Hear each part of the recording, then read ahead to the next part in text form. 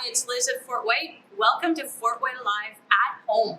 We're so excited to share this virtual programming with you while you're staying safe in your own homes. So stay tuned. Your Fort White Alive host is up next to guide you on your next adventure.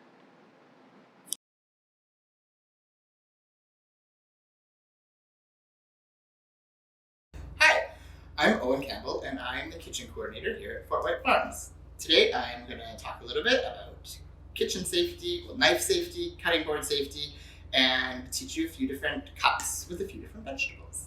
So first we'll start with cutting board safety. Oftentimes when you have a plastic cutting board especially, it can slide around on a countertop. So to stop that, you can just get, I've used a paper towel, you can use a thin tea towel or dishcloth as well, and it's damp, just damp to the touch. I wet it and squeezed all the water out, put it underneath your cutting board down, and it sticks for the most part. It's not 100%, so don't try and throw it around, but it should do the trick. So I have a little sheet here so I can check the things that I'm talking about. So knife safety. You always want to make sure that you're using the right knife for the job that you want to get done and the results that you want to get. So most of the time in the kitchen, I use a chef's knife. So this is the type of knife that I use. You may not have this knife, and that's fine. Many home cooks have utility knives. They look like this. You can get them at Superstore, or it might look like this. Also, you can use this. If you've got small children in the house and you want them to be learning how to cook and cut things and be safe as well, you can always use a butter knife. There's plenty of vegetables and fruits that can be cut easily with a butter knife, like cucumbers, oranges, grapes, bananas. So that's always a good one. So for today, I'm going to be using this knife. Put these aside. Knife safety. So the way that you hold your knife is very important. I'm right-handed, so I hold my knife in my right hand, and you kind of want to hold it like a loose handshake. And you want to pinch the blade at the tip, or at the base here of the handle. Some people put their finger out on the knife like this and think that that helps give them extra leverage. It does not. Pinching the blade and holding it steady like this is a much safer way to be holding your knife. So this is the best way. This hand is the hand that I use to hold my vegetables or my fruit in, and it should be held in a C or a claw, just like this. You want your fingertips to be curled in so that when you're cutting along the edges of your knuckles, and your thumb is behind your fingers so that you don't chop it off. So just like this, you would hold your vegetables or your fruit. So cutting, we're gonna start. First, we're gonna start with two different cuts that are commonly used. One of them is a rock chop and one of them is a cross chop. So a rock chop is simply holding the knife like so, and then going back and forth like this. Back and forth. Your knife should always stay on the cutting board. Tip of your knife should always be on the cutting board, and you just seesaw it back and forth.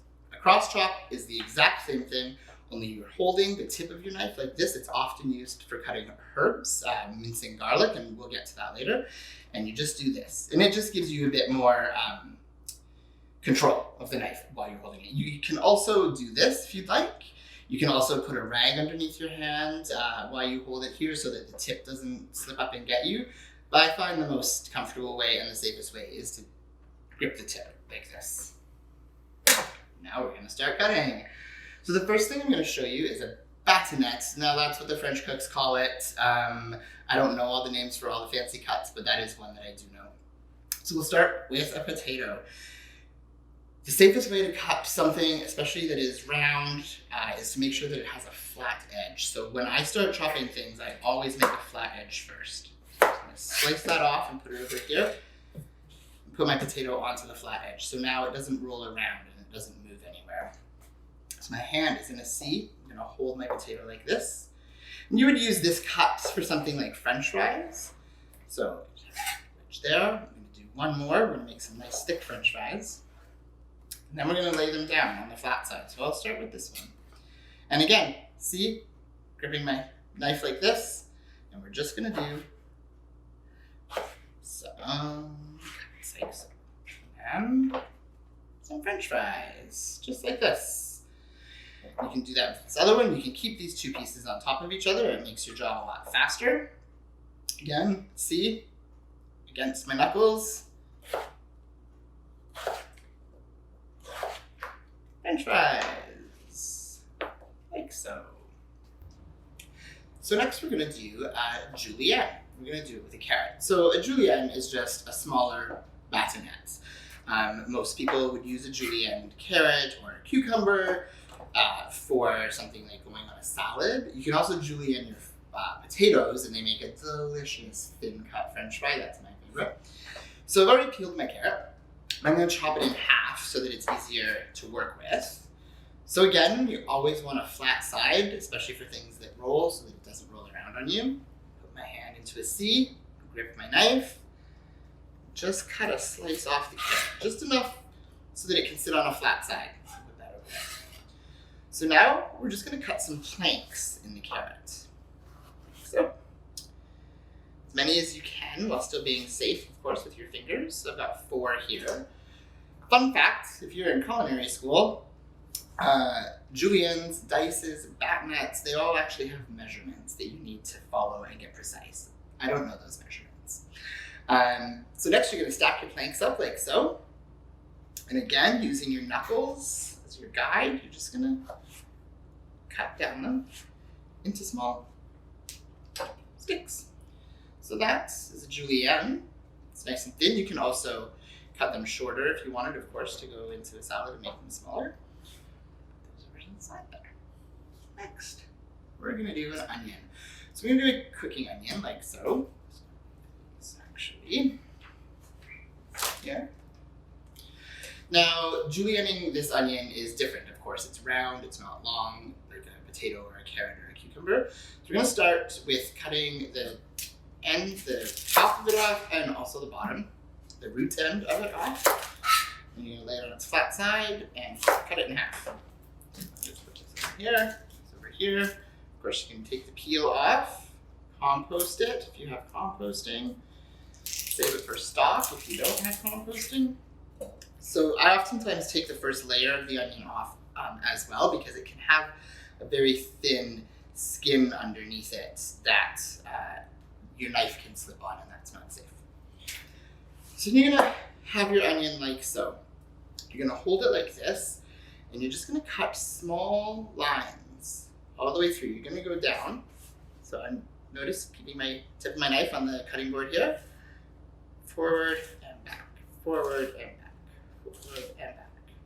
So this julienne won't look like a proper julienne. It won't look like a carrot or a cucumber stick blood. But you can see that once you have it sliced, they are sort of like a little stick. Right? And this is great for cooking, putting it in with your pierogies. In salads, if you're doing a red onion, it's also really nice, and the thinner you can go, the better. And so then you would just keep going. When I get to a spot where it's almost standing straight up and down on my onion, we'll rotate it to the other side, and then continue going. So if you're new to a knife, you want to do this slowly. Forward, rock it back, forward, rock it back, and as you get better, you can go faster. I would say I'm medium fast. That's julienning an onion.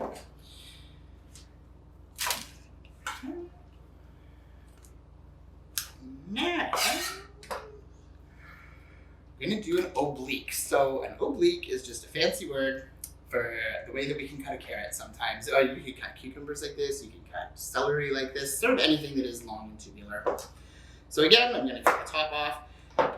All you do with this is you roll your carrot. So grabbing my knife like this, I'm going to make one cut on a bias, which is a diagonal, and then I'm going to roll my carrot a quarter turn. And I'm going to make another cut on a bias, quarter turn. So you always want to try and have the wider edge at the top. You can see how it angles down, so you want the angle here.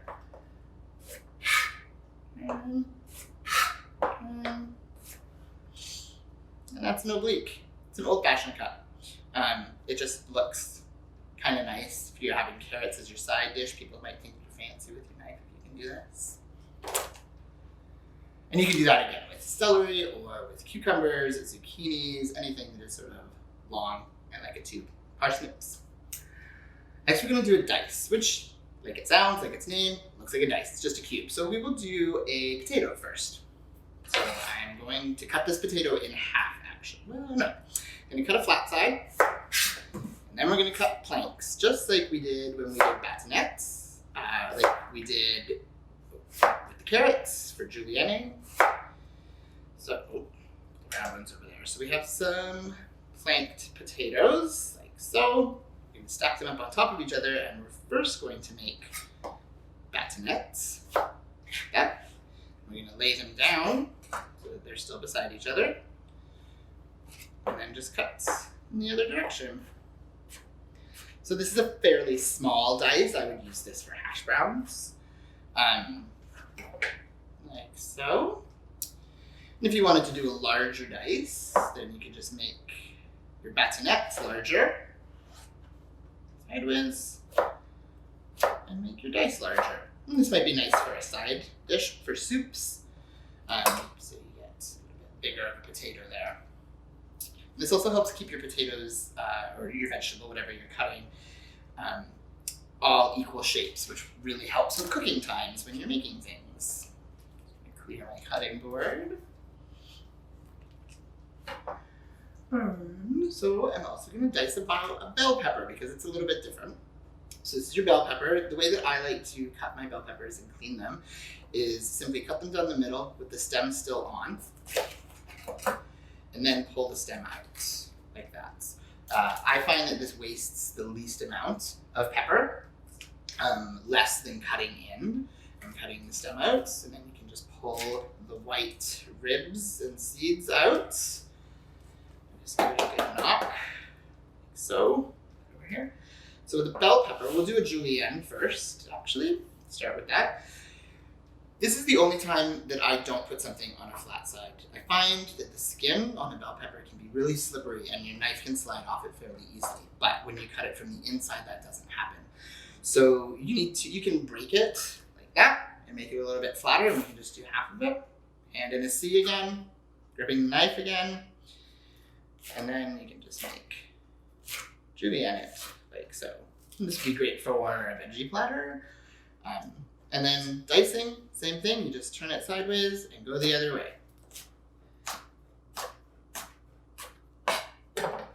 And a diced bell pepper. Alright, isn't that well?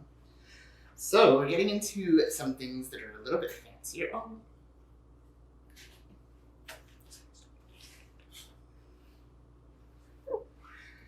Next, we're going to dice an onion, a cooking onion. So again, just like with the julienne for the onion, it's a little bit different than dicing the other things that we've diced already. So you're going to take the onion and cut the tip of it off, not the root end. We're going to leave the root end whole. So we'll cut this off, put it on its flat side. We're going to slice it in half through the root end, but we're still going to keep the root end together. So it's on its flat side. I'm going to go right through the middle of the root. So you can see that the root is still together. So the onion is still held together. I'm going to peel it. And you want to make sure that the root stays on. Just going to go a little bit deeper than I meant to here in the layers, but I'm going to make this into soup later, so it's okay. So now you have your onion, root still connected. Put it down on its flat side, like so. And you're going to make horizontal cuts through the onion to the root end, but not through it. So I'll make some and then I'll show the camera. I'm going to do 3. You can see that the root is still together. The onion can be pulled apart like this, but it won't fall. It won't fall apart. So then we've gone horizontally. Now we're going to make vertical cuts through the onion. Same thing. Don't go through the root, just up to about ½ an inch before the root. So now we have cuts horizontally and vertically through. You can sort of see a grid. And then just come through like so, and you can cut as far as you can sort of go safely. And then I usually like to just flip it over onto its flat side and chop the rest of it off.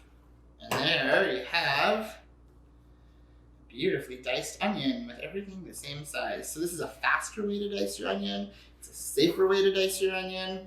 And it makes sure that they're all the same size so they don't cook at the same rate. It's a beautiful size for making soup or mirepoix with. So next I'm going to do another bias cut. We're going to do a bias cut with green onions first, and then we'll do celery. So the green onions, here, I'm going to cut the tips off of them. And then again, a bias cut is just a cut on a diagonal. So I'm just going to hold my knife at a diagonal, and my onions are horizontal on my board, like so.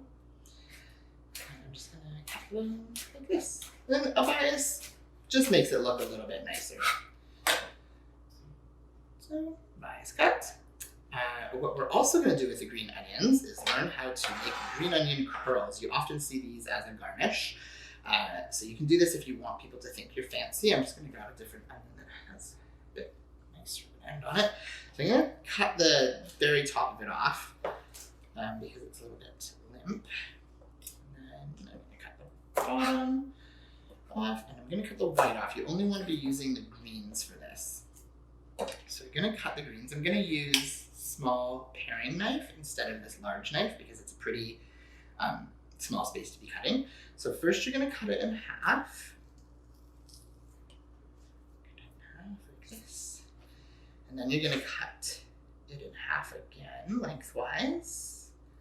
So what you want is really thin ribbons of green onion, like so. And then just have a bowl of ice water here with some ice cubes, some water. Put it in there. I'm going to cut this one thinner because it wasn't quite thin enough. Pull it apart and then put that in here. I'll do this one as well. So again, cut it in half lengthwise. Cut it in half lengthwise as many times as you can and still feel comfortable cutting it. And then you're going to leave them in the ice water for 5 to 7 minutes. Oh, do a good job on that one, but that's okay. And we'll come back to it. I'll put that over here. You can also do a bias cut on celery. We'll do the celery just to see how that looks. So again, I cut the ends off. Cut that off for now. And then again, I made my celery horizontal across my board. My knife is angled. I'm gonna put the celery on the flat side. And just flip through like this. It just looks a little bit nicer. Okay, next we're gonna do a cross chop. So a cross chop is the cut that I was talking about earlier where you were holding the tip of your knife. You're gonna do it with parsley. So it's often used with herbs, fresh herbs. So we'll pull some parsley out of my bunch here. I'm just gonna roughly chop the stems off of it. Put that aside. So I like to roll the parsley up into a ball. Place it on the cutting board. Remember to keep your fingers safe. And then I start by doing a rock chop, and I cut through it like this first. And then I move to a cross chop. So we're gonna hold the tip of our knife, and we're just gonna work through the parsley. Put that together, work through it again. And you can just keep going until the parsley is the size that you want it to be. And what you're using it for. You can keep going until it almost turns into a paste. And you might do that for something like pesto if you were making pesto. And then you just have a nice thin or small parsley. So that's a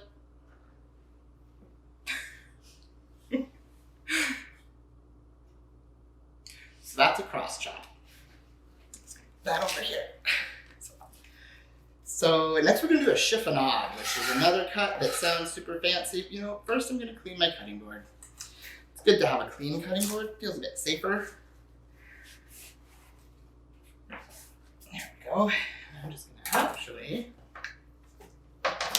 do that. So, chiffonade. I often do a chiffonade with salad greens. I do it with basil. I do it with anything that is a leaf that can be stacked on top of each other. So I've got Swiss chard here today. So I'm going to stack some Swiss chard on top of each other. The leaves, I'm going to cut the stems off and use those for something different. So I have 3 leaves here stacked up together. Just gonna roll them up into a snake or a tube. Hand in a claw, gripping the knife, and you're just going to cut on a bias, on an angle, across the rolled up leaves. Chiffonade means little ribbons in French. And eventually get this beautiful cut leaves. I think look gorgeous and make you look very fancy. And also if you say that it's a chiffonade cut, people think you know what you're talking about, which is really cool too. So you can do that with any leafy vegetable. I do it for salads frequently. I definitely do it for basil as a garnish on top of my salad as well. It's a really nice cut. It's one of my favorites. So garlic. We're gonna mince some garlic. So I've got some fresh garlic from our garden here on the farm. Just gonna take some cloves out. So to get the paper off the garlic, I like to just crush it with my thumbs. Some people use a knife and will smash it. It's not super safe. So I'm just gonna push down all my weight, crush the garlic a little bit, and the paper then comes off fairly easily. And leaves the garlic mostly intact to make it easier to chop, to mince. So we'll just do those 2.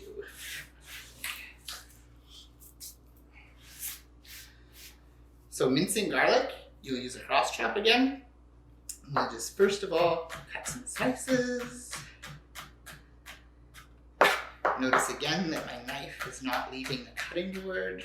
I know sometimes it does, but I try to not do that. And then we're just gonna cross chop. So we'll go across the garlic. Garlic is pretty sticky. There's a lot of sugar in it, so it sticks to your knife. So you're oftentimes gonna have to clear it off a little bit. And you can just keep going and keep going until you get your garlic into the size that you want it to be. So this is a nice small size that I would probably be pretty happy with. So that's minced garlic. And you can do this with ginger as well. So you just peel the ginger, and then also slice it into small slices, and then just cross chop it. Cross chop, chop, chop, chop. So it's minced. So the last thing we're gonna do before I show you the green onions is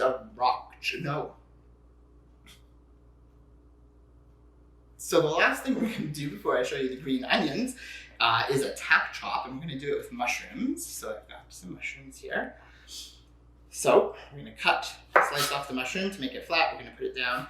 Now, I do a tack chop with mushrooms. You don't have to do a tack chop with mushrooms. You can do a rock chop, just as we've been doing this whole time. I used to work in an Italian restaurant and prepped a lot of mushrooms for a very long time in my life, and I'm a little bit faster. So I like to put the mushroom down like this and really just showing you this so you know how to do it. Gripping my knife like so, and then, so it's called a tap chop because you're tapping. And this would be something that I would maybe say once you're feeling more comfortable with a knife in the kitchen to try. And maybe even slicing a flat spot, again, is a good idea. And it just goes a little bit faster. I don't use that chop very often though. So now I'm gonna show you the green onions, the curls that we've made. They are beautiful.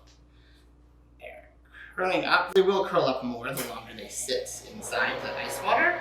And that's just a fun, fancy thing you can do for garnish on rice dishes or on salads. Looks nice, super simple. And that is not it.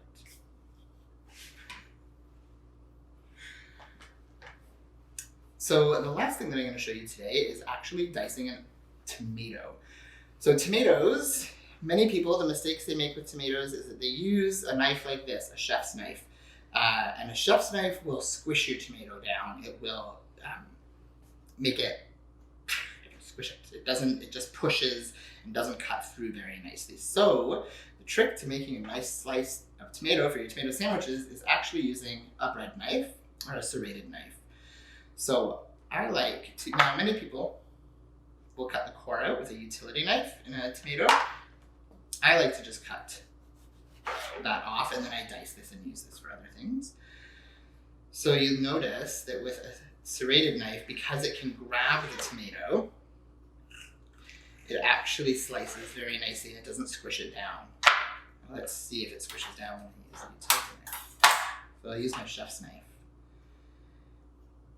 And it just, you can see how the tomato does not cut as nicely. It just makes the tomato bend down and squish. So cutting tomatoes, always use a bread knife. And it's also great to continue to use it when you're dicing the tomatoes if you need to dice them for something. It just grips the skin of the tomatoes so much nicer and makes much better cuts without squishing it. So I really hope you learned some new things today with this cutting tutorial. I am really looking forward to using all of these things that I've chopped up for a soup I'm going to make for lunch today, and a salad because I didn't even touch my cucumber. And you should too. Thanks. Have a great day. Thanks for tuning in and really hope you enjoyed the program. A big thank you to the Province of Manitoba Safe at Home Grant, which allowed us to bring you these virtual programs. Make sure you check out fortwhite.org for a lot more programs and activities. See you again soon.